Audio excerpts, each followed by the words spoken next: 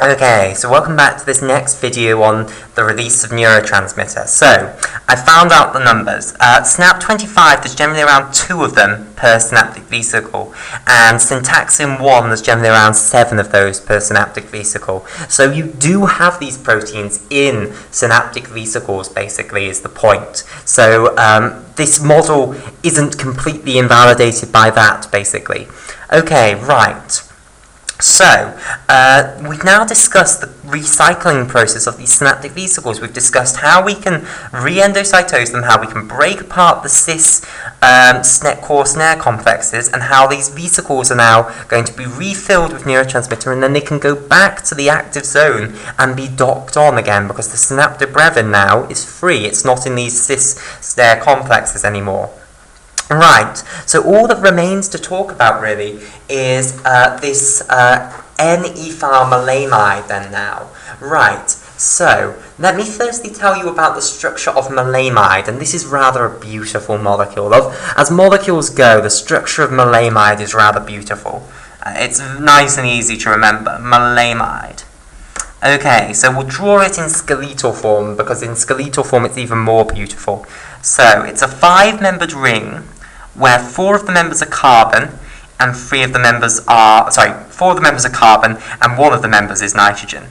So you then have a double bond at the bottom there. So here are 4 carbons here. There's a double bond at the bottom here. These other 2 bonds down here are hydrogen, and off these 2 carbons here, you then have double bonds to oxygen.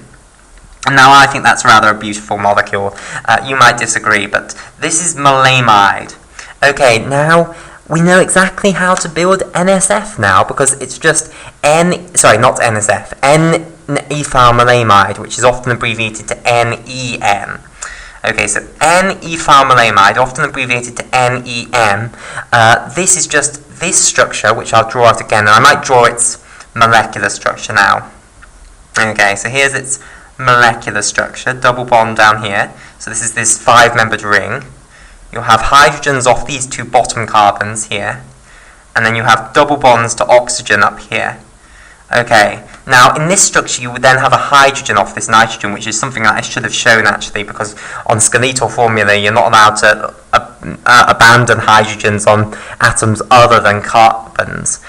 So now, but on this nitrogen what you'll have is then an ethyl group instead, so just 2 carbon hydrocarbon chain basically here.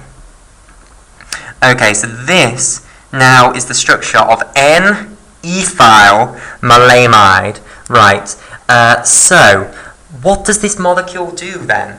Well, basically, what was done by a scientist who's very big in the field of synaptic mechanisms is, well, the name of this scientist is a guy called Rothman.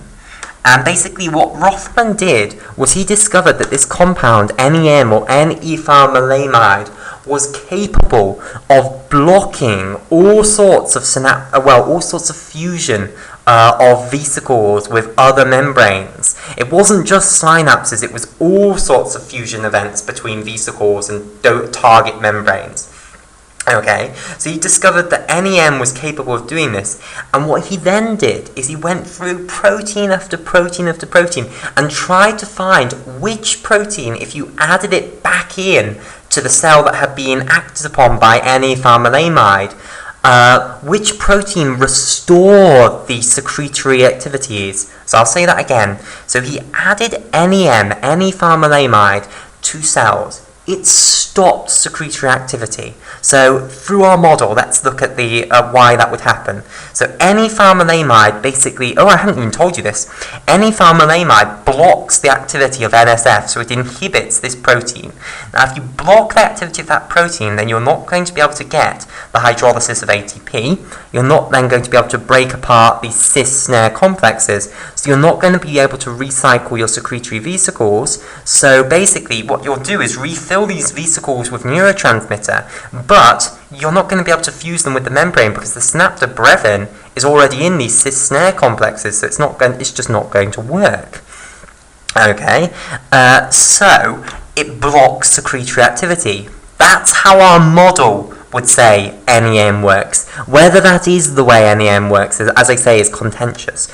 But what we know NEM does do, because this is done by experiment, is it stops secretion of vesicles, basically, all over the cell, not just synaptic vesicles, all sorts of vesicles. It stops the vesicles from being able to fuse with membranes. Okay, right. So what he then did is he looked for a protein that you could add to these cells which has been exposed to NEM, which would restore their activity. And what he found was that NSF was capable of doing this. So basically, if you give a cell loads of NEM, it's going to inhibit all of the NSF that's in that cell. What Rothman then did is he added this protein NSF back into the cell and found that it was capable of restoring the fusion, basically, of vesicles with their target membranes. So he therefore was able to conclude that this protein NSF must therefore be the target of any pharmalamide. And as I say, the reason our model would give that any pharmalamide blocks fusion of vesicles with their target membrane is because you're no longer able to break apart the cis-snare complexes, and therefore once all the snares are involved in these cis-snare complexes, then you can't form any new cis-snare complexes, and so you will eventually get a block of all the fusion events of these target membrane, of these vesicles with their target membranes. Okay, so thanks for being a great audience.